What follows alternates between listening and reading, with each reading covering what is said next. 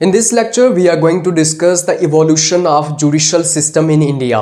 जो आज का भारत का जुडिशियल सिस्टम है उसका इवोल्यूशन कैसे हुआ, मतलब with the passage of time किस तरीके से जो जुडिशियल सिस्टम है वो इवॉल्व होके आया इंडिया के अंदर। क्योंकि आज के जुडिशियल सिस्टम को समझने के लिए हमें पहले का जुडिशियल सिस्टम समझना होगा, हमें इस जुडिशियल सिस्टम का इतिहास समझना होगा, हमें प्राचीन भारत का जुडिशियल सिस्टम समझना होगा, हमें एंशिएंट इंडिया का जुडिशियल सिस्टम समझना होगा, हमें मेडिवल इंडिया का जुडिशियल सिस्टम समझना होगा, हमें ब्रिटिशर्स के टाइम पे कैसा जुडिशियल सिस्टम हुआ करता था उसको समझना होगा। तो ये जो आज हमारे पास जुडिशियल सिस्टम है, हम देखते हैं कि हमारे पास प्रॉपर सुप्रीम कोर्ट है, हमारे पास हाई कोर्ट्स हैं, हमारे पास जजेस हैं, हमारे पास सबऑर्डिनेट कोर्ट्स हैं, हमारे पास लॉज अवेलेबल हैं, हमारे पास क्राइम के रिलेटेड लॉज अवेलेबल हैं। अगर कोई जुर्म करेगा तो उसको कितनी पनिशमेंट मिलेगी वो हमारे पास अवेलेबल है। हमारा जो जस्टिस का सिस्टम है, हमारा जो जुडिशियल सिस्टम है वो प्रॉपरली कोडिफाइड है, प्रॉपरली वेल ऑर्गेनाइज्ड है। तो ये जो प्रेजेंट जुडिशियल सिस्टम है इसका हम एवोल्यूशन समझेंगे। तो मैं शुरुआत करूंगा प्राचीन भारत से, मतलब कि हम इसको अलग अलग फेजेस के अंदर समझने की कोशिश करेंगे। शुरुआत मैं कर रहा हूं एंशिएंट इंडिया से, पुराने भारत से मैं इसकी शुरुआत कर रहा हूं, मतलब कि 4000 साल पहले से मैं शुरुआत कर रहा हूं कि आज से 4000 साल पहले एंशिएंट इंडिया के अंदर किस तरीके का जुडिशियल सिस्टम हुआ करता था, क्या हुआ भी करता था या नहीं हुआ करता था, उस वक्त लोगों को न्याय किस तरीके से मिलता था, क्या उस वक्त कोर्ट्स अवेलेबल होते थे, तो किस तरीके से उस वक्त जुडिशियल सिस्टम हुआ करता था उसको हम समझेंगे। तो जब मैं एंशिएंट इंडियन जुडिशियल सिस्टम की बात करता हूं तो जो हमारा एंशिएंट इंडियन जुडिशियल सिस्टम था ना, आज से 4000 साल पहले, 3000 साल पहले, 2000 साल पहले, वो बेसिकली मोरालिटी के ऊपर बेस्ड हुआ करता था, एथिक्स के ऊपर बेस्ड हुआ करता था। हम देखते हैं कि मोरालिटी को कंसीडरेशन में लेना है, एथिक्स को कंसीडरेशन में लेना है, सही क्या है, गलत क्या है, धर्मा के ऊपर वो बेस्ड था। धर्मा क्या है, राइचियसनेस क्या है, मतलब कि आपकी ड्यूटीज क्या है, आपको क्या करना चाहिए, आपको क्या नहीं करना चाहिए। ये जो धर्मा था इसको वेदास के अंदर डिफाइन किया गया था। जो हमारे वेदास हुआ करते थे उसके अंदर ये लिखा गया था कि धर्मा क्या है, राइचियसनेस क्या है। हम देखते हैं कि रिलीजियस प्रिंसिपल्स के ऊपर ये बेस्ड था, मतलब कि एंशिएंट इंडियन जुडिशियल सिस्टम कई सारे जो हमारे रिलीजियस स्क्रिप्चर्स हुआ करते थे उसके ऊपर ये बेस्ड था। उसी के साथ साथ जो सोशल कस्टम्स उस वक्त हुआ करते थे, हम देखते हैं कि उस वक्त कास्ट सिस्टम हुआ करता था। सोसाइटी जो है वो बटी हुई थी 4 वर्णास के अंदर, शूद्रास, वैश्य, क्षत्रिय, ब्राह्मण, उसके ऊपर ये बेस्ड था। तो इस तरीके से हम देखते हैं कि जो एंशिएंट इंडियन जुडिशियल सिस्टम हुआ करता था वो बेसिकली आपके धार्मिक जो प्रिंसिपल्स होते थे, रिलीजन के ऊपर बेस्ड था, धर्मा के ऊपर बेस्ड था, मोरालिटी के ऊपर बेस्ड था, एथिक्स के ऊपर बेस्ड था। तो ये जो एंशिएंट इंडियन जुडिशियल सिस्टम है इसको हम फर्दर डिवाइड करते हैं, फर्दर हम इसको अलग अलग स्टेजेस के अंदर समझने की कोशिश करते हैं। सबसे पहले हम स्टार्ट करते हैं वैदिक पीरियड से। वैदिक पीरियड जो है वो 1500 बीसी से लेके 500 बीसी के बीच में आता है, मतलब कि आज से 3500 साल पहले हम देखते हैं कि जो ऋग्वेदा था वो उभर करके आया। तो ऋग्वेदा हम देखते हैं कि ये कब डेवलप हुआ, ये 1500 बीसी, मतलब कि आज से 3000 साल पहले जो है वो ऋग्वेदा जो है वो डेवलप होके आया। उसके बाद हम देखते हैं कि ये जो हमारा वैदिक पीरियड था, मतलब कि जिस वक्त हमारे जो वेदास थे उसका डेवलपमेंट हुआ आज से 3000 साल पहले, 2000 साल पहले, तो उस वक्त का जुडिशियल सिस्टम कैसा था उसको हम यहाँ पे समझ रहे हैं। तो उस वक्त जो पनिशमेंट्स दी जाती थी ना उसके ऊपर रिकॉन्सिलेशन वगैरह किया जाता था, मतलब कि किसी को अगर दंड देना है तो उसके ऊपर प्रॉपर बैठ के सलाह की जाती थी। जो एल्डरली पीपल हुआ करते थे, जो बड़े लोग हुआ करते थे, बुजुर्ग लोग हुआ करते थे, वो बैठ के बातचीत करते थे, सलाह करते थे, सलाह मशवरा करते थे और उसके बाद किसी को दंड दिया जाता था। उस वक्त कोई फॉर्मल रिटन कोड नहीं हुआ करता था, मतलब ऐसा नहीं था जैसे आज के टाइम की अगर मैं बात करूं तो आज अगर कोई क्राइम करेगा, फॉर एग्जांपल आज कोई रेप करता है या किसी का मर्डर करता है तो उसके लिए हमारे पास प्रॉपर जो है वो सीआरपीसी हुआ करता था, हमारे पास आईपीसी हुआ करता था, जिसके अंदर मतलब कि प्रॉपरली ये लिखा हुआ करता था कि अगर कोई किसी का मर्डर करता है तो उसको कितनी सजा मिलेगी। तो आज के टाइम पे ना हमारे पास प्रॉपर एक किताब के अंदर लिखा गया है, कोडिफाइड लॉज हमारे पास है, मतलब लॉजिकली अरेंज किया गया है कि अगर कोई मर्डर करता है तो उसको क्या पनिशमेंट मिलेगी। लेकिन उस वक्त ऐसा नहीं हुआ करता था, उस वक्त ओरल ट्रेडिशन चला करता था, मतलब कि लिखा हुआ कुछ नहीं हुआ करता था या फिर प्रॉपरली लॉजिकली अरेंज नहीं किया जाता था उस वक्त जो लॉज वगैरह होते थे, या फिर अगर कोई क्राइम करेगा तो उसको कितनी पनिशमेंट मिलेगी। वैदिक पीरियड के अंदर क्या हुआ करता था कि धर्मा जो होता था ना वो गाइडिंग प्रिंसिपल होता था, मतलब कि धर्मा के अकॉर्डिंगली जो है वो न्याय किया जाता था। धर्मा मतलब राइचियसनेस, क्या करना है आपको, क्या सही है क्या गलत है। तो बेसिकली धर्मा आपकी ड्यूटीज होती है। तो ये जो धर्मा होता था ये कहाँ से डिराइव किया जाता था, ये मोरालिटी से डिराइव किया जाता था, एथिकल वैल्यूज से डिराइव किया जाता था। जो सोशल ड्यूटीज प्रिस्क्राइब की गई हैं वेदास के अंदर, जो हमारे वेदास के अंदर लिखा गया था कि एक इंसान को क्या करना चाहिए, उसकी ड्यूटीज क्या है, स्टेट के प्रति उसकी क्या ड्यूटीज हैं, समाज के प्रति उसकी क्या ड्यूटीज हैं, वो सब चीजें जो है उसके बेसिस के ऊपर धर्मा जो है वो गाइडिंग प्रिंसिपल हुआ करता था। मतलब कि धर्म को जो है वो सेंटर में लिया जाता था कि आपकी ड्यूटीज क्या है। और ये धर्मा कहां से डिफाइन होता था, ये धर्मा डिफाइन होता था मोरालिटी, एथिक्स, वेदास से। वेदास के अंदर लिखा होता था कि एक इंसान का धर्मा क्या है। तो ये जो धर्मा था इसी के अकॉर्डिंगली लोगों के साथ उस वक्त न्याय किया जाता था। हम देखते हैं कि जो किंग हुआ करता था उस वक्त, जो राजा हुआ करता था, वो सुप्रीम जुडिशियल अथॉरिटी हुआ करती थी। मतलब कि राजा सबसे ऊपर होता था। जैसे आज हम देखते हैं कि सुप्रीम कोर्ट के अंदर चीफ जस्टिस होते हैं, सुप्रीम कोर्ट के जजेस होते हैं, वो सबसे ऊपर होते हैं। लेकिन एंशिएंट टाइम के अंदर क्या हुआ करता था, वैदिक पीरियड में क्या हुआ करता था, किंग जो है वो सबसे ऊपर होता था। किंग जो थी वो हायर अथॉरिटी थी जुडिशियल मैटर्स के अंदर।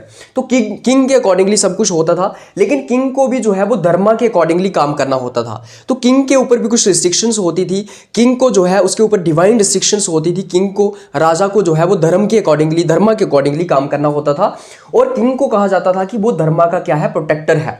उसी के साथ साथ हम देखते हैं कि लोकल लेवल पे डिस्प्यूट्स को किस तरीके से सॉल्व किया जाता था। तो लोकल लेवल पे हम देखते हैं कि सभास हुआ करती थी, जैसे पंचायत आजकल होती है ना, उसी तरीके से हम देखते हैं कि वैदिक पीरियड में लोकल लेवल पे पंचायत हुआ करती थी, सभास हुआ करती थी। मतलब कि जो गांव के बड़े लोग हुआ करते थे, जो एल्डर लोग हुआ करते थे, गांव के जो बुजुर्ग हुआ करते थे, वो एक जगह पे बैठ के सुलह मशवरा करते थे और उसके बाद जो है वो न्याय लोगों को दिया जाता था। फॉर एग्जांपल गांव के अंदर किसी के साथ किसी ने कोई क्राइम कर लिया, किसी की हत्या कर ली या फिर लड़ाई झगड़ा हो गया, तो वो सभा जो हुआ करती थी, पंचायत जो हुआ करती थी, वही उनको सॉल्व किया करती थी। उसके बाद हम देखते हैं पोस्ट वैदिक पीरियड 500 BC ऑनवर्ड्स। मतलब कि आज से 2500 साल पहले, मतलब कि आज से 2500 साल पहले, 2000 साल पहले जो पोस्ट वैदिक पीरियड था, उस वक्त जो है वो जुडिशियल सिस्टम कैसा हुआ करता था। मतलब कि वैदिक पीरियड के बाद जो स्टेज आई पोस्ट वैदिक पीरियड, उस वक्त हमारे पास जुडिशियल सिस्टम कैसा था। तो सबसे पहले हम देखते हैं कि उस वक्त के लीगल प्रिंसिपल्स क्या थे। तो उस वक्त जो है वो रेट्रीब्यूटिव जस्टिस का कंसेप्ट आ गया था। मतलब कि उस वक्त क्या किया जाता था कि हार्श पुनिशमेंट्स दी जाती थी। मतलब कि उस वक्त जो है वो लोगों को खतरनाक दंड दिया जाता था, हार्श पुनिशमेंट्स दी जाती थी। ऐसा क्यों था, हार्श पुनिशमेंट्स क्यों दी जाती थी? ताकि फ्यूचर क्राइम्स को रोका जा सके, ताकि फ्यूचर में कोई क्राइम ना करे, जुर्म ना करे, भविष्य में कोई जुर्म ना करे। तो इस तरीके से हार्श पुनिशमेंट्स, खतरनाक सजा लोगों को दी जाती थी। रेट्रीब्यूटिव जस्टिस इसको हम कह सकते हैं। तो इस तरीके से मतलब कि खतरनाक सजा लोगों को दी जाती थी ताकि बाद में कोई जुर्म करने की ना सोचे, बाद में कोई क्राइम कमिट ना करे। उसी के साथ साथ डिस्ट्रीब्यूटिव जस्टिस हम देखते हैं कि वहाँ उस वक्त क्या होता था कि जो जस्टिस होता था उसका जो पर्पस होता था समाज के अंदर सोशल हार्मनी को लाना है। लेकिन उसी के साथ साथ हम देखते हैं कि उस वक्त कास्ट सिस्टम को भी कंसिडरेशन में लिया जाता था। तो ये जो हमारी सोसाइटी थी उस वक्त, जो 4 वर्णास के अंदर बटी हुई थी, जैसे कि ब्राह्मण सबसे ऊपर आते थे, क्षत्रिय उससे नीचे आते थे, उसके नीचे जो है वो वैश्यास आते थे, फिर शूद्रास आते थे। उसी के साथ साथ उसके नीचे अनटचेबल्स भी आते थे, जिनको हम अछूत कहते हैं। तो कास्ट सिस्टम को भी कंसिडरेशन में लिया जाता था। ब्राह्मण्स को अलग तरीके से ट्रीट किया जाता था, शूद्रास को अलग तरीके से ट्रीट किया जाता था, ब्राह्मण्स को कम पनिशमेंट्स दी जाती थी। तो इस वक्त जो है वो कास्ट सिस्टम को भी कंसिडरेशन में लिया जाता था। सोशल हार्मनी को क्रिएट करना है, इसके ऊपर फोकस किया जाता था। और ये इस चीज़ के ऊपर भी फोकस किया जाता था कि फेयरली तरीके से जो है वो जस्टिस लोगों को डिलीवर किया जाए। लेकिन ये कॉन्ट्राडिक्टरी हो गया यहाँ पे, क्योंकि अगर आपने कास्ट सिस्टम को भी कंसिडरेशन में लेना है, जब आप जातियों के आधार पे किसी के साथ डिस्क्रिमिनेशन कर रहे हो, न्याय कर रहे हो, और उस वक्त आप कह रहे हो कि आप फेयर तरीके से जस्टिस कर रहे हो, तो ये बात यहाँ पे जमती नहीं है। मतलब कि वो जस्टिस कैसे फेयर होगा जब तुम जातियों के आधार पे लोगों के साथ जस्टिस कर रहे हो। उसी के साथ साथ कोडिफिकेशन ऑफ लॉस उस वक्त हो गया। मतलब कि लॉस का कोडिफिकेशन हो गया, लॉस को प्रॉपरली रिटन लॉज हमें देखने को मिले। जैसे धर्मशास्त्रास को क्या किया गया, डेवलप किया गया। तो धर्मशास्त्रास का कंपोजिशन किया गया, लॉज को प्रॉपर अब लिखा जाने लगा। जैसे हम मनुस्मृति की बात करें तो मनुस्मृति क्या है, एक लीगल डॉक्यूमेंट है, एक मतलब सबसे पुराना लीगल डॉक्यूमेंट है। तो मनुस्मृति के अंदर कई सारे लॉज दिए जाते थे कि अगर कोई जुर्म करेगा तो उसको क्या सजा मिलेगी। तो इसके अंदर कॉम्प्रहेंसिव लॉज थे, इवन की फैमिली लॉज भी इसके अंदर थे। फैमिली के रिलेटेड जो लॉज होते हैं, प्रॉपर्टी के रिलेटेड लॉज इसके अंदर दिए गए थे, क्रिमिनल जस्टिस वगैरह इसके अंदर एक्सप्लेन किया गया था। तो मनुस्मृति एक कॉम्प्रहेंसिव लीगल डॉक्यूमेंट बन गया जिसके अकॉर्डिंगली जो जुडिशियल सिस्टम था उसको गवर्न किया जाता था, जिसके अकॉर्डिंगली लोगों को जस्टिस डिलीवर किया जाता था। तो मनुस्मृति के अंदर हम देखते हैं कि कोडिफिकेशन हुई लॉज की, मतलब लॉज को प्रॉपर्ली लिखा जाने लगा। इसके अंदर कास्ट सिस्टम का भी जिक्र किया गया कि ब्राह्मण्स को जो है वो किस तरीके से ट्रीट किया करना है, शूद्रास को किस तरीके से ट्रीट करना है। ब्राह्मण्स को जो है वो कम पनिशमेंट्स मिलती थी, शूद्रास को बहुत ज़्यादा पनिशमेंट्स मिलती थी। तो इस तरीके से हम देखते हैं कि मनुस्मृति के अंदर क्या हुआ, प्रॉपर कोडिफिकेशन ऑफ लॉज हुआ। स्ट्रक्चर क्या था उस वक्त, तो किंग सबसे ऊपर होता था, किंग एपेक्स में आता था। जैसे आजकल हमारे पास आज के टाइम पे सुप्रीम कोर्ट एपेक्स में आता है, उसी तरीके से एंशियंट टाइम में क्या होता था, किंग एपेक्स पे आता था, किंग सबसे ऊपर आता था, किंग हाईएस्ट जुडिशियल अथॉरिटी हुआ करती थी, राइट। उसके नीचे हम देखते हैं कि कई सारे कोर्ट्स भी हुआ करते थे अलग अलग लेवल्स के ऊपर। हम देखते हैं कि रॉयल कोर्ट्स उस वक्त हुआ करते थे, मतलब कि राजा के दरबार में ही कुछ कोर्ट्स हुआ करते थे जिसको हम रॉयल कोर्ट्स कहते हैं। उसी के साथ साथ विलेज असेंबलीज हुआ करती थी, अलग अलग गांव के अंदर सभाज हुआ करती थी, असेंबलीज हुआ करती थी। इस टाइम पे हम देखते हैं, पोस्ट वैदिक पीरियड के टाइम पे हम देखते हैं अनइक्वल जस्टिस हमें उस वक्त देखने को मिलता है। मतलब कि कास्ट सिस्टम को उस वक्त कंसिडरेशन में लिया जाता था। ब्राह्मण्स को पनिशमेंट्स कम दी जाती थी या ना के बराबर दी जाती थी, लेकिन जो शूद्रास हुआ करते थे, जो हमारे वैश्यास हुआ करते थे, उनको ज़्यादा पनिशमेंट्स दी जाती थी। जो अशूद्ध हुआ करते थे उनको ज़्यादा पनिशमेंट्स दी जाती थी। तो कास्ट सिस्टम को भी यहाँ पे कंसिडरेशन में लिया जाता था। इस तरीके से हम देखते हैं कि उस वक्त क्या हुआ, एक अनइक्वल जस्टिस का कंसेप्ट हमें देखने को मिला कि न्याय वहाँ पे जो है वो अनइक्वल तरीके से किया जाता था, डिस्क्रिमिनेशन वहां पे की जाती थी। उसी के साथ साथ अगर मैं वुमेन्स की बात करूं तो वुमेन्स के लिए भी जो जस्टिस था उस वक्त क्या था, वो डिस्क्रिमिनेटरी था, क्योंकि वुमेन्स को इनकम्प्लीट मेल कहा जाता था, वुमेन्स को इंफीरियर समझा जाता था, वुमेन्स को कहा जाता था कि इनको घर की चार दीवारी के अंदर रहना है। तो वुमेन्स के ऊपर कई सारी रिस्ट्रिक्शंस लगाई जाती थी। उनके लिए न्याय जो है वो इक्वल नहीं था, जस्टिस उनके लिए इक्वल नहीं था। इसलिए वुमेन्स को, शूद्रास को, वैश्यास को जो है वो इंफीरियर तरीके से ट्रीट किया जाता था और उनको अनइक्वल तरीके से उनके साथ डिस्क्रिमिनेशन, अनइक्वल तरीके से उनके साथ न्याय किया जाता था। मतलब कि उनके लिए जस्टिस तो बहुत कम था। तो इस तरीके से हम देखते हैं कि अगर मैं वैदिक पीरियड की बात करूं ना, वैदिक पीरियड के टाइम पे क्या था कि जस्टिस डिस्क्रिमिनेटरी नहीं था। मतलब कास्ट सिस्टम यहाँ पे भी था, वर्नास यहाँ पे भी थे, लेकिन इतनी ज़्यादा मतलब डिस्क्रिमिनेशन वर्नास के बेसिस के ऊपर, कास्ट के बेसिस के ऊपर नहीं की जाती थी। लेकिन पोस्ट वैदिक पीरियड में क्या हुआ, ये जो वर्ना सिस्टम हुआ करता था ये रिजिड हो गया। वर्नास के बेसिस के ऊपर, कास्ट सिस्टम के बेसिस के ऊपर लोगों के साथ जो है वो छूतछात होने लगी, डिस्क्रिमिनेशन होने लगी। और उसी तरीके से हम देखते हैं कि पोस्ट वैदिक पीरियड के टाइम पे क्या हुआ, जो जस्टिस था वो अनइक्वल हो गया। उसके बाद हम एंशिएंट इंडियन जुडिशियल सिस्टम के अंदर डिस्कस करते हैं बुद्धिस्ट और मौर्यन इन्फ्लुएंस को। हम देखते हैं कि जो बुद्धिज्म था वो उभर करके आता है 6th सेंचुरी बीसी में, मतलब 5 या 6 सेंचुरी बीसी के आसपास जो है वो बुद्धिज्म उभर करके आता है, आज से करीब 2500-2600 साल पहले। या फिर हम कहें कि जो मौर्यन एम्पायर था, जैसे कि 6th सेंचुरी बीसी से लेकर 2nd सेंचुरी बीसी के बीच, उस वक्त का जुडिशियल सिस्टम कैसा हुआ करता था, उस वक्त किस तरीके से जस्टिस डिलीवर किया जाता था, उसको हम यहाँ पे डिस्कस करेंगे। ये जो बुद्धिस्ट और मौर्यन इन्फ्लुएंस है ये एंशिएंट इंडियन जुडिशियल सिस्टम का ही पार्ट है। तो अगर मैं बुद्धिज्म की बात करूँ या फिर बुद्धिस्ट और मौर्यन इन्फ्लुएंस की बात करूँ, किस तरीके से बुद्धिस्ट और मौर्यन जो एम्पायर था उसने हमारा जो जुडिशियल सिस्टम था एंशिएंट इंडिया के अंदर उसको शेप करने की कोशिश की। तो सबसे पहले मैं बुद्धिज्म की बात करता हूँ। देखो क्या होता है कि अराउंड 5th सेंचुरी बीसी के आसपास बुद्धिज्म उभर करके आता है। जैसे कि बुद्धिज्म आपको पता होगा, गौतम बुद्ध उसके फाउंडर थे। तो ये जो बुद्धिज्म उभर करके आया तो उस वक्त क्या हुआ कि ये जो बुद्धिज्म था उसके अंदर हम देखते हैं कि कंपैशन के ऊपर फोकस किया गया, इक्वालिटी के ऊपर फोकस किया गया। जैसे हम देखते हैं कि मैंने आपको बताया ना कि पोस्ट वैदिक पीरियड के टाइम पे जो है वो कास्ट सिस्टम हुआ करता था। जो कास्ट सिस्टम के बेसिस के ऊपर लोगों को पनिशमेंट दी जाती थी, जो लोअर कास्ट के लोग होते थे उनको ज़्यादा पनिशमेंट्स दी जाती थी। लेकिन ये जो बुद्धिज्म था इसने इक्वालिटी को एडवोकेट करने की कोशिश की, मतलब कि जाति पाति से ऊपर उठ के इक्वालिटी की यहाँ पे बात की गई, नॉन वायलेंस की यहाँ पे बात की गई और कंपैशन के ऊपर फोकस किया गया, सारे लोगों को इक्वली ट्रीट करने की यहाँ पे बात की गई। उसी के साथ साथ हम देखते हैं कि यहाँ पे सिर्फ जस्टिस का मतलब ये नहीं था कि आपने जो ऑफेंडर्स हैं उनको पुनिश करना है। जस्टिस का मतलब यहाँ पे ये था कि जो सफरिंग है लोगों की जो सफरिंग्स हैं उनको ख़त्म करना है, राइट। तो जस्टिस का सिस्टम ये नहीं था कि तुमने अगर किसी ने क्राइम किया है तो तुमने उसको क्या करना है, पुनिश करना है, उसको सजा देनी है, दंड देना है। बल्कि जस्टिस का मतलब ये भी था कि जो लोगों की लाइफ में सफरिंग्स हैं, राइट। उनको तुम्हें हम खत्म करना है, जो लोगों की लाइफ में दुख हैं उनको तुम्हें खत्म करना है। उसी के साथ साथ हम देखते हैं कि बुद्धिस्ट पीरियड के टाइम पे क्या हुआ करता था, मोनास्ट्रीज हुआ करती थी।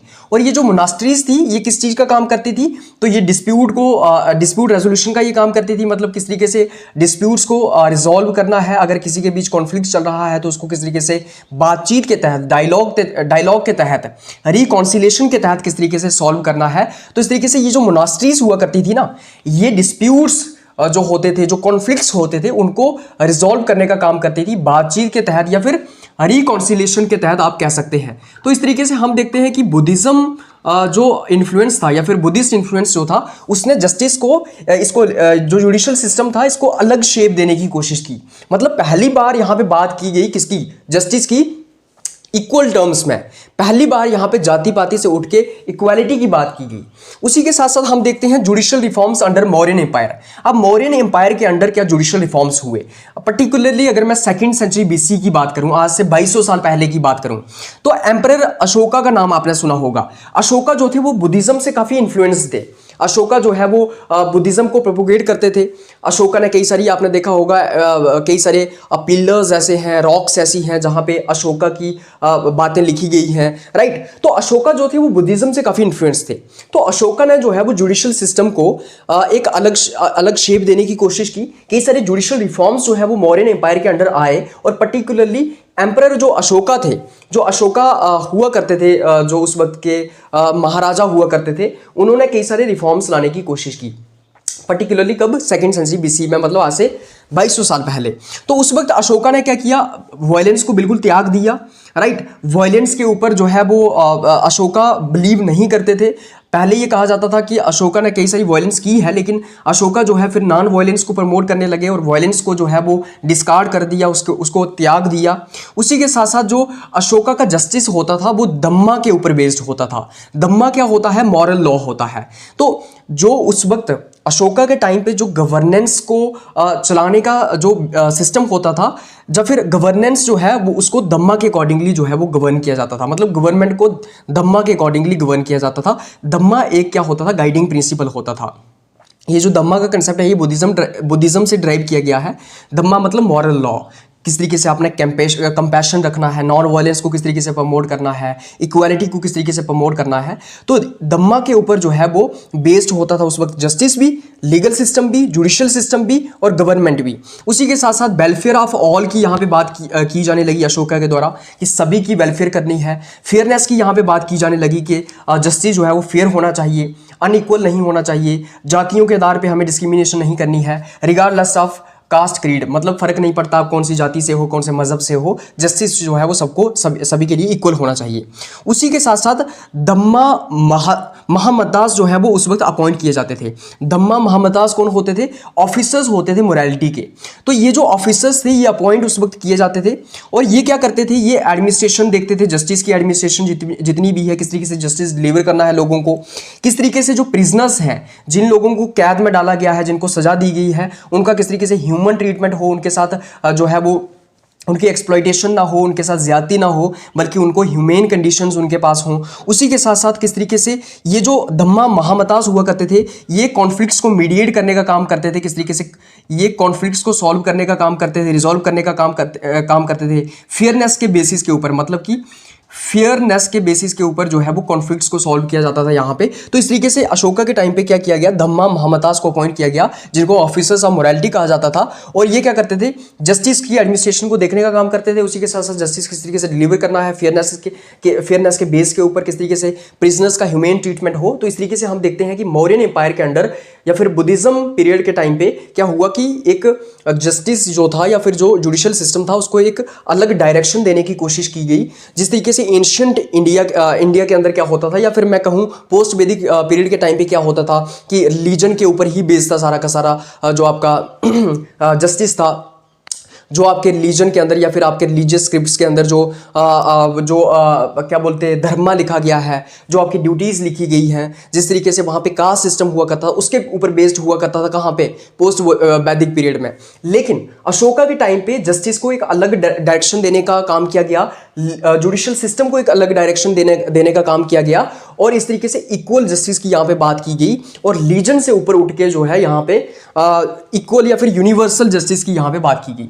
उसके बाद हम बात करते हैं मेडिवल इंडियन जुडिशियल सिस्टम की। फिर मेडिवल पीरियड में क्या हुआ, मेडिवल इंडियन जुडिशियल सिस्टम कैसा था। तो अगर मैं मेडिवल पीरियड की बात करूं, देखो मेडिवल पीरियड के अंदर हिंदूज का पीरियड भी आता है, मतलब हिंदूज किंग्स का भी टाइम पीरियड वहां पे आता है, और मुस्लिम्स या फिर इस्लाम का इन्फ्लुएंस भी हमें वहां पे देखने को मिलता है। जो अर्ली मेडिवल पीरियड था उसमें हमें देखने को मिलता है कि यहाँ पे बेसिकली हिंदूज का डोमिनेशन या फिर हिंदूज राजा हमें देखने को मिलते थे। लेकिन लेटर मेडिवल पीरियड जो था उसमें हमें देखने को मिलता है कि इस्लाम का इन्फ्लुएंस हुआ, जैसे मुगल डायनेस्टीज उभर करके आई या फिर दिल्ली सल्तनत, इन सब चीज़ों को हम देखते हैं। तो मेडिवल इंडियन जुडिशियल सिस्टम को हम दो तरीके से डिवाइड करते हैं। सबसे पहले हम ये समझते हैं कि हिंदू किंग्स जो हुआ करते थे, जो हिंदू राजा हुआ करते थे, उनके अंडर जस्टिस किस तरीके से डिलीवर किया जाता था, उनके अंडर जस्टिस कैसा हुआ करता था, उनके अंडर जुडिशियल सिस्टम कैसा हुआ करता था। तो अगर मैं हिंदू किंग्स की अगर मैं बात करूं तो उस वक्त जो है वो जो जस्टिस था वो धर्मा के अंदर ही डीपली रूटेड था। हमें देखने को मिलता है कि धर्मा के बेसिस के ऊपर ही जस्टिस डिलीवर किया जाता था। ये जो धर्मा था इसको कहाँ पे एक्सप्लेन किया गया था, मनुस्मृति के अंदर, अर्थशास्त्र के अंदर, धर्मशास्त्र के अंदर। तो जो हमारे वेदास हुआ करते थे, जो हमारा धर्मशास्त्र था, जो हमारा अर्थशास्त्र था, उसी के साथ साथ जो हमारी मनुस्मृति थी या फिर जो हमारा वेदास थे, उनके अंदर जो धर्मा का कंसेप्ट था उसी के बेसिस के ऊपर जो है लोगों को जस्टिस डिलीवर किया जाता था। तो उस वक्त क्या हुआ करता था कि बताया जाता था कि राइचियसनेस क्या है, आपकी ड्यूटीज क्या हैं। तो मनुस्मृति के अंदर जो लिखा गया था उसी के अकॉर्डिंगली जस्टिस को डिलीवर किया जाता था। उस वक्त किंग का क्या रोल हुआ करता था, तो राजा जो है वो हायर जुडिशियल अथॉरिटी हुआ करती थी, एपेक्स पे जो है वो किंग हुआ करता था, राइट। तो हम देखते हैं कि जो उस वक्त किंग्स हुआ करते थे वो एपेक्स पे होते थे, मतलब हायर जुडिशियल अथॉरिटी होते थे, सबसे ऊपर वो होते थे। किंग का एक राजधर्मा हुआ करता था। राजधर्मा का मतलब ये है कि जो राजा है उसको फेयरनेस से, मतलब फेयरनेस को इनकलकेट करना है, फेयरनेस, इंपार्शियलिटी और ट्रूथ को जो है वो प्रोपोगेट करना है, या फिर फेयरनेस के बेसिस के ऊपर, इंपार्शियलिटी के बेसिस के ऊपर, ट्रूथ के बेसिस के ऊपर, सच्चाई के बेसिस के ऊपर, इंपार्शियलिटी के बेसिस के ऊपर जो है सभी के साथ न्याय करना है, जस्टिस करना है। तो इस तरीके से हम देखते हैं कि राजधर्मा का कंसेप्ट वहां पे आया कि राजा का क्या धर्म है। तो राजा का धर्म ये है कि सच्चाई के बेसिस के ऊपर, इंपार्शियलिटी के बेसिस के ऊपर, मतलब कि पार्शियलिटी ना हो, किसी की तरफ झुकाव ना हो, किसी के साथ डिस्क्रिमिनेशन ना हो, फेयरनेस के बेसिस के ऊपर जो है वो राजा को न्याय करना है लोगों के साथ। उसी के साथ साथ उस वक्त विलेज पंचायत हुआ करती थी। तो हम देखते हैं कि गांव के लेवल पे पंचायत हुआ करती थी। तो गांव में जितने भी डिस्प्यूट्स होते थे, जितने भी कॉन्फ्लिक्ट्स होते थे, उनको वहां पे ही सॉल्व कर लिया जाता था जो गांव के लोग होते थे उनके द्वारा। उसी के साथ साथ अमात्यास और अधिकारी जो है वो जुडिशियल ऑफिसर्स हुआ करते थे। और ये जो जुडिशियल ऑफिसर्स थे ये क्या करते थे, जस्टिस को डिलीवर करने का काम करते थे। अगर विलेज पंचायत में कोई डिस्प्यूट सॉल्व नहीं होता है तो अपील कहाँ पे आती थी, अमात्यास और अधिकारी इसके पास आती थी। यहाँ पे भी अगर कोई सेटिस्फाई नहीं है तो अपील कहाँ पे जाती थी, किंग के पास जाती थी। तो बेसिकली ये अमात्यास और अधिकारी जो थे ये भी जुडिशियल ऑफिसर्स उस वक्त हुआ करते थे। जैसे आज के टाइम पे जज होते हैं, उस टाइम पे अमात्यास और अधिकारी हुआ करते थे।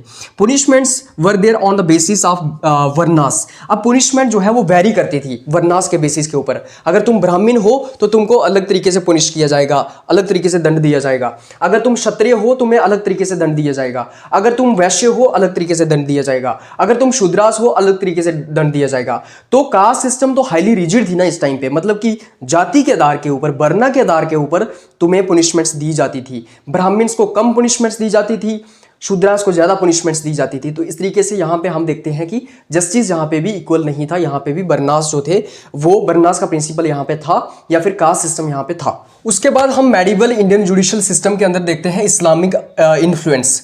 जब इस्लामिक इन्फ्लुएंस हमें देखने को मिलता है, जिस तरीके से हम देखते हैं कि इस्लाम का इन्वेजन होता है इंडिया के अंदर और उसके बाद इस्लामिक डायनेस्टी जो है वो इस्टेब्लिश होती है। फॉर एग्जांपल अगर मैं दिल्ली सल्तनत की बात करूं तो दिल्ली सल्तनत जो है वो 1206 सेंचुरी में इस्टेब्लिश होती है और 1206 से लेके 1526 तक जो है वो दिल्ली सल्तनत यहाँ पे चलती है।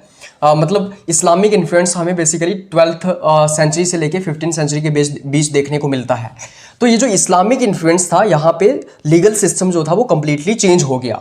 यहाँ पे हिंदू कस्टमरी लॉज होते थे हिंदूज को चलाने के लिए, हिंदूज के लिए जो है वो हिंदू कस्टमरी लॉज हुआ करते थे, और मुस्लिम्स के लिए जो है वो शरिया लॉ हुआ करता था। हम देखते हैं कि जैसे ही इस्लामिक इन्वेजन इंडिया में हुआ या फिर इस्लामिक इन्फ्लुएंस जब इंडिया में आया, जिस तरीके से दिल्ली सल्तनत की शुरुआत हुई, उसके बाद हमें देखने को मिलता है कि शरीयत लॉ जो था, शरिया लॉ जो था, उसको इंट्रोड्यूस किया गया।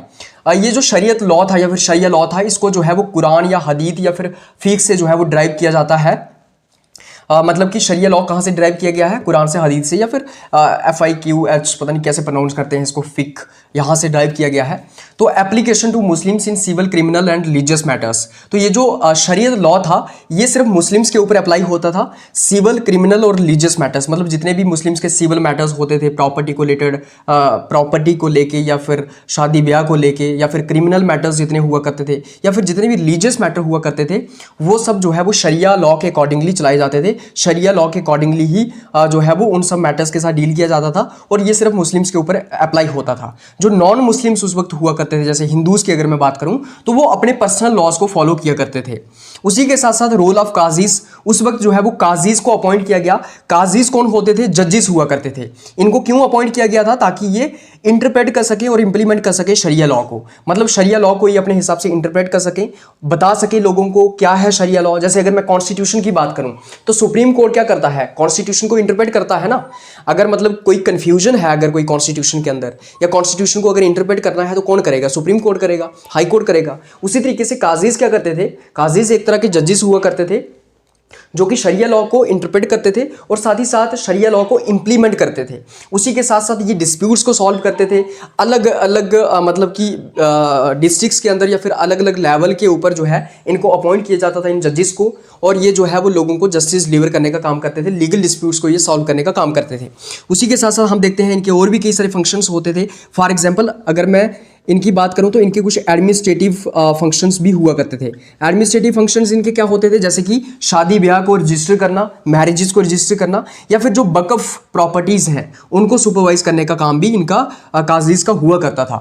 उसके बाद हम बात करते हैं द मुगल जुडिशल सिस्टम की। अगर मैं मुगल जुडिशल सिस्टम की बात करूं तो मतलब कि जो मुगल एम्पायर इस्टेब्लिश किया गया उसके अंदर जुडिशल सिस्टम कैसा था। तो पर्टिकुलरली अगर मैं मुगल डायनेस्टी की बात करूं तो 1526 से लेके 1857 तक जो है वो मुगल्स का दौर रहा। मुगल एम्पायर इस्टेब्लिश किया, मुगल डायनेस्टी जो है वो 1526 से लेके 1857 के बीच जो है वो चली। तो यहाँ पे मुगल एम्पायर के टाइम पे क्या हुआ करता था, या फिर मुगल जुडिशल सिस्टम कैसा हुआ करता था, तो यहाँ पे जो है वो एक ऑर्गेनाइज्ड जुडिशल हायरार्की आ गई थी। मतलब प्रॉपर तरीके से एक ऑर्गेनाइज तरीके से एक हायरार्की के बेसिस के ऊपर जो है वो जुडिशरी काम कर रही थी, या फिर जुडिशियल सिस्टम काम कर रहा था। जैसे कि सबसे ऊपर यहाँ पे क्या हुआ करता था? फौजदार कोर्ट्स हुआ करते थे। ये जो फौजदार कोर्ट्स हुआ करते थे ये क्रिमिनल मैटर्स को हैंडल किया करते थे। तो ये जो फौजदार कोर्ट्स होते थे ना, ये क्रिमिनल मैटर्स को हैंडल करते थे। चोरी के रिलेटेड, डकैती के रिलेटेड, किसी ने कोई हत्या कर दी है उसके रिलेटेड, उन सब मैटर्स को यहाँ पे हैंडल किया जाता था। इन फौजदार कोर्ट्स के जो जज हुआ करते थे वो आमतौर पर कौन होते थे? मिलिट्री कमांडर्स हुआ करते थे। तो जो मिलिट्री कमांडर्स हुआ करते थे वो इन फौजदार कोर्ट्स के क्या हुआ करते थे? जजेस हुआ करते थे, राइट, जजेस हुआ करते थे। तो इस तरीके से हम देखते हैं कि क्या होता था यहाँ पे, क्रिमिनल मैटर्स को कौन हैंडल करता था? फौजदार कोर्ट्स करते थे। उसके बाद दीवान कोर्ट्स हुआ करते थे। ये जो दीवान कोर्ट्स थे ये रेवेन्यू डिस्प्यूट्स को हैंडल करते थे, कि अगर ज़मीन से रिलेटेड कोई डिस्प्यूट है, या फिर टैक्सेशन के रिलेटेड, या फिर लैंड ओनरशिप के रिलेटेड अगर कोई डिस्प्यूट है उसको यहाँ पे हैंडल किया जाता था। उसके बाद लोकल कोर्ट्स यहाँ पे हुआ करते थे जिनको काजीज जो है वो हैंडल किया करते थे। काजीज जैसे मैंने पहले आपको बताया कि ये क्या हुआ करते थे? ये जजेस हुआ करते थे। तो ये जो लोकल कोर्ट्स थे इनको कौन हैंडल करता था? काजीज हैंडल करते थे। तो जो भी रूटीन डिस्प्यूट्स यहाँ पे हुआ करते थे, सिविल मैटर्स जो हुआ करते थे, उनको लोकल कोर्ट्स के अंदर हैंडल किया जाता था। तो इस तरीके से हम देखते हैं कि एक हायरार्की यहाँ पे आ गई। जैसे आज के टाइम पे हायरार्की है ना, सुप्रीम कोर्ट सबसे ऊपर है, हाई कोर्ट उसके नीचे है, सबऑर्डिनेट कोर्ट्स जो हैं उसके नीचे हैं। तो इस तरीके से हायरार्की यहाँ पे आ गई थी। इस तरीके से फौजदार कोर्ट, फिर दीवान कोर्ट और फिर लोकल कोर्ट्स। उसी के साथ साथ हिंदूज जो हैं उनको जो है वो धर्मशास्त्रा के शास्त्रास के अकॉर्डिंगली ही गवर्न किया जाता था, मनुस्मृति के अकॉर्डिंगली ही गवर्न किया जाता था। जो हिंदूज लॉज हुआ करते थे उनके अकॉर्डिंगली ही गवर्न किया जाता था, उनके अकॉर्डिंगली ही हिंदूज को जस्टिस दिया जाता था। जो मुस्लिम्स हैं उनको जो है वो शरीयत लॉ के हिसाब से जो है वो चलाया जाता था।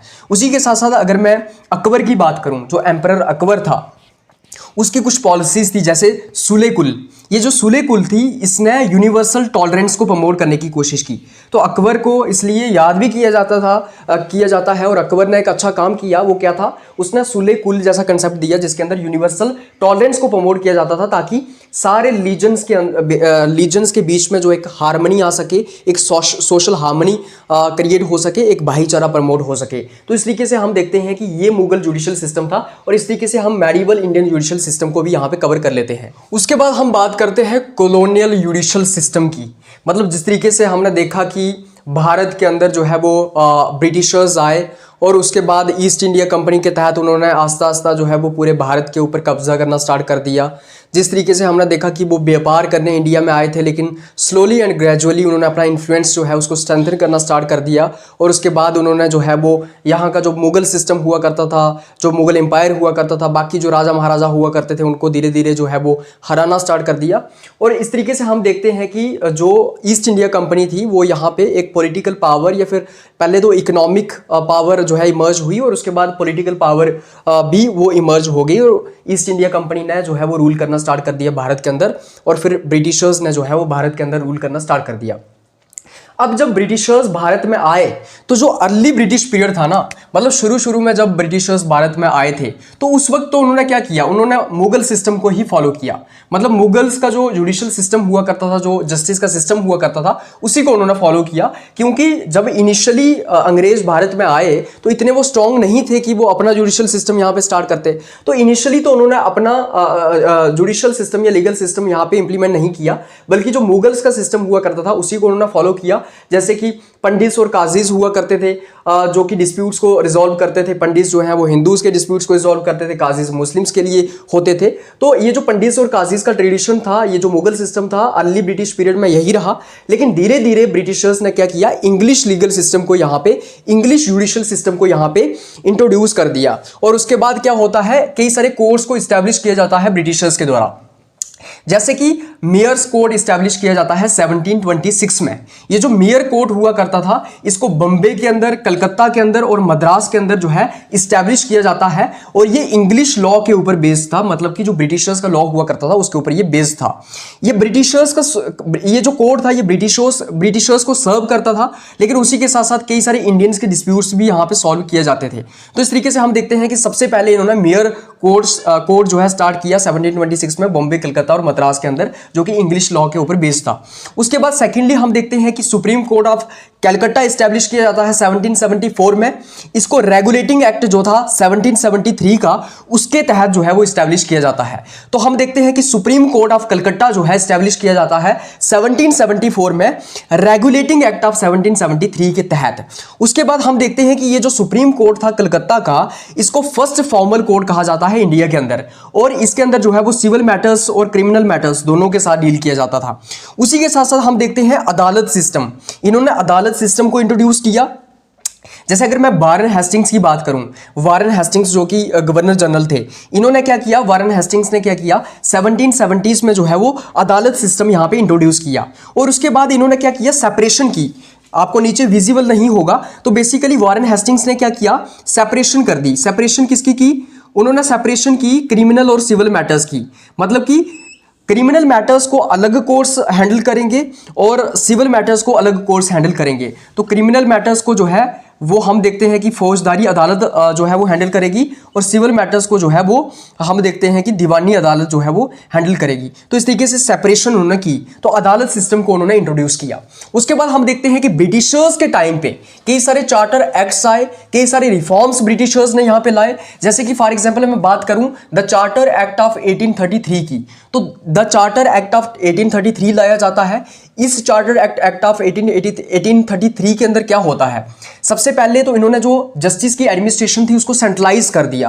पहले जस्टिस जो है वो डिसेंट्रलाइज हुआ करता था, मतलब कि अलग अलग लेवल्स पे, विलेज लेवल्स पे, लोकल लेवल्स पे कोर्ट्स हुआ करते थे, काजीज हुआ करते थे लोकल लेवल्स पे, राइट। डिसेंट्रलाइजेशन क्या होता है, जब जस्टिस जो है वो डिसेंट्रलाइज्ड है, मतलब कि लोकल लेवल्स, विलेज पंचायत जो हैं, जो सभाज हैं, वो ज़्यादा रोल प्ले कर रही है, काजीज जो हैं।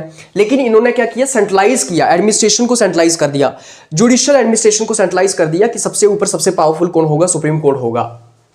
उसी के साथ साथ द चार्टर एक्ट ऑफ 1833 के तहत क्या किया गया, लॉ कमीशन को अपॉइंट किया गया इंडिया के अंदर, और इस लॉ कमीशन ने क्या किया, इंडियन लॉस को कोडिफाई करना स्टार्ट कर दिया, राइट। तो इन्होंने हिंदूज के जो टेक्स्ट थे, जो हिंदूज के लॉस हुआ करते थे, धर्मशास्त्र हुआ करता था, उसको इन्होंने स्टडी किया। इंडिया के अंदर जो सोशल कस्टम्स थे हमारे, उनको इन्होंने स्टडी किया, और उसके बाद ये क्या करते हैं, यहां पे लाते हैं इंडियन पिनल कोड आईपीसी जिसको हम बोलते हैं, उसी के साथ साथ क्रिमिनल प्रोसीजर कोड सीआरपीसी जिसको हम बोलते हैं, उसी के साथ साथ सिविल प्रोसीजर कोड सीपीसी जिसको हम बोलते हैं। और ये भारत में अभी तक चल रहे थे, मतलब कि 2023-24 तक जो है, ये जो 2024 तक Indian penal code IPC CrPC और सीपीसी चल रहे थे यहाँ पे।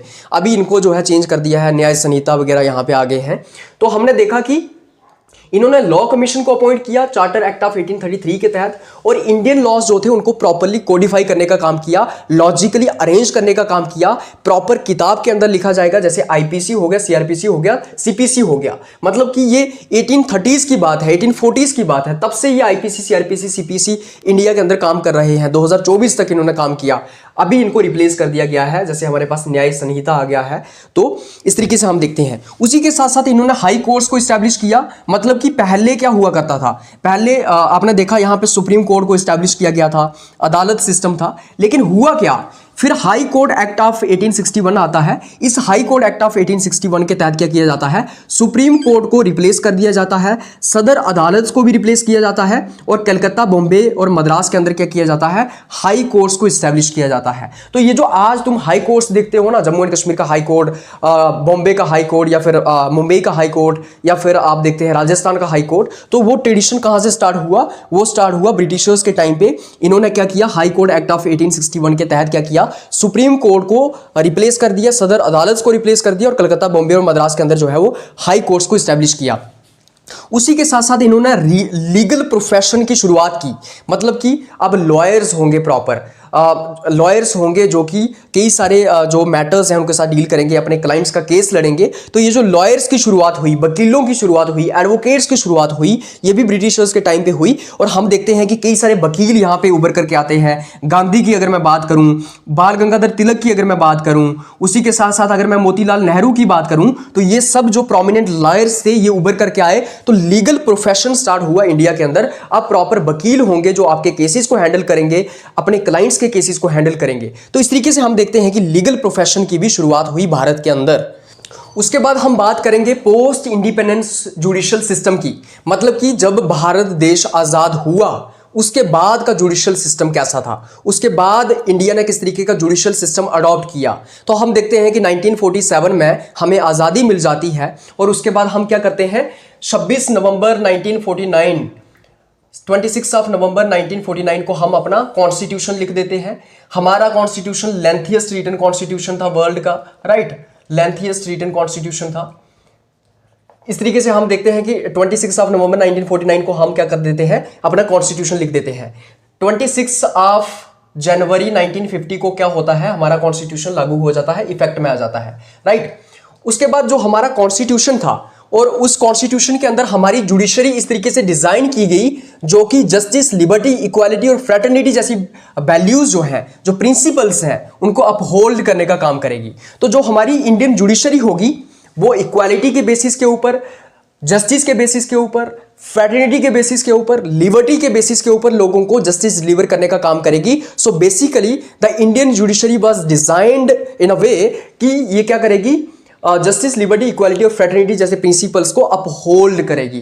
तो इस तरीके से हम देखते हैं कि यहाँ पे डेमोक्रेटिक वैल्यूज को जो है वो इनकलकेट किया गया। मतलब कि डेमोक्रेटिक वैल्यूज के अकॉर्डिंगली जुडिशरी काम करेगी। अगर मैं कॉन्स्टिट्यूशनल फ्रेमवर्क की बात करूं, कॉन्स्टिट्यूशन के अंदर यूनिफाइड और इंडिपेंडेंट जुडिशरी का कंसेप्ट दिया गया है। यूनिफाइड जुडिशरी का मतलब ये हुआ कि सबसे ऊपर सुप्रीम कोर्ट होगा, सुप्रीम कोर्ट एपेक्स पे होगा, मतलब कि सुप्रीम कोर्ट सबसे टॉप पे है। इसको हम हाईएस्ट कोर्ट ऑफ अपील भी कहते हैं। उसी के साथ साथ हम इसको गार्जियन ऑफ इंडियन कॉन्स्टिट्यूशन भी कहते हैं।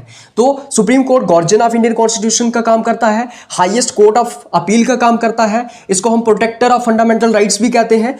सुप्रीम कोर्ट के नीचे हाई कोर्ट्स आते हैं जो अलग अलग स्टेट्स के लेवल पे होंगे, राइट। और उसके नीचे जो है वो सबऑर्डिनेट कोर्ट्स होंगे जो कि लोकल लेवल्स पे होंगे, जैसे कि डिस्ट्रिक्ट लेवल्स पे या फिर तहसील लेवल की अगर मैं बात करूं तो सबसे ऊपर सुप्रीम कोर्ट, फिर हाई कोर्ट्स, फिर सबऑर्डिनेट कोर्ट्स। इस तरीके से हायरार्की जो है इंडियन जुडिशरी में आपको देखने को मिलेगी।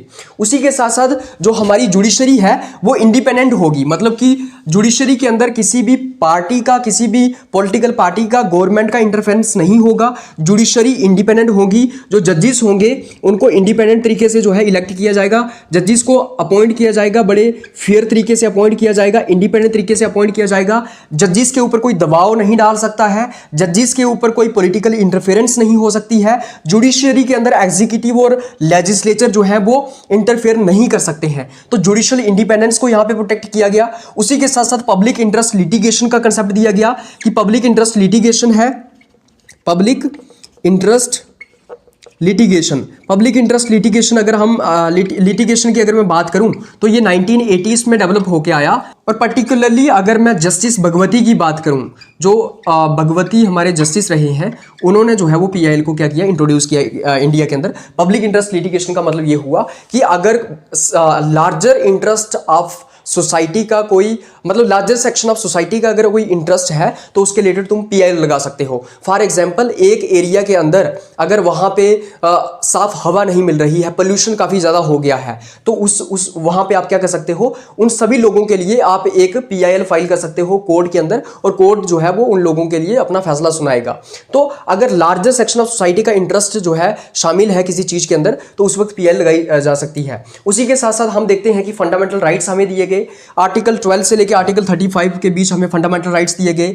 पार्ट 3 के अंदर जो है वो हमें फंडामेंटल राइट्स दिए गए हैं इंडियन सिटीजन्स को। तो इस तरीके से हम देखते हैं कि थ्रू आउट द हिस्ट्री किस तरीके से इंडियन जुडिशियल सिस्टम इवॉल्व होकर आया और आज का जो जुडिशियल सिस्टम है हमारा किस तरीके से वो एग्जिस्ट करता है। तो हमने देखा कि एंशिएंट टाइम से लेके फिर हम देखते हैं पोस्ट वैदिक पीरियड, अर्ली वैदिक पीरियड, फिर पोस्ट वैदिक पीरियड, उसके बाद हम देखते हैं मौर्यन इन्फ्लुएंस, उसके बाद हम देखते हैं मेडिवल पीरियड, हिंदूज किंग के अंडर कैसा जुडिशियल सिस्टम था, फिर इस्लामिक इन्फ्लुएंस हुआ, फिर ब्रिटिशर्स के अंदर कैसा जुडिशियल सिस्टम था, और उसके बाद हम देखते हैं कि पोस्ट इंडिपेंडेंस फेज के अंदर जुडिशियल सिस्टम कैसा था। इस तरीके से हम जो है वो जुडिशियल सिस्टम का इवोल्यूशन या फिर इसकी हिस्ट्री जो है वो समझते हैं, क्योंकि हमें आज को समझने के लिए इतिहास में जाना पड़ेगा। तो मैंने आपको बताया ना कि जो सुप्रीम कोर्ट है, जो हमारे पास आईपीसी, सीआरपीसी, सीपीसी हुआ करते थे, ये कब से आए हैं, ये 1840s 30s से आए हुए हैं। मतलब कि इस तरीके से हम देखते हैं कि हमारा जो आज का जुडिशियल सिस्टम है, इसका जो कॉन्टेक्स्ट है वो हमें हिस्ट्री में देखने को मिलता है। So this is how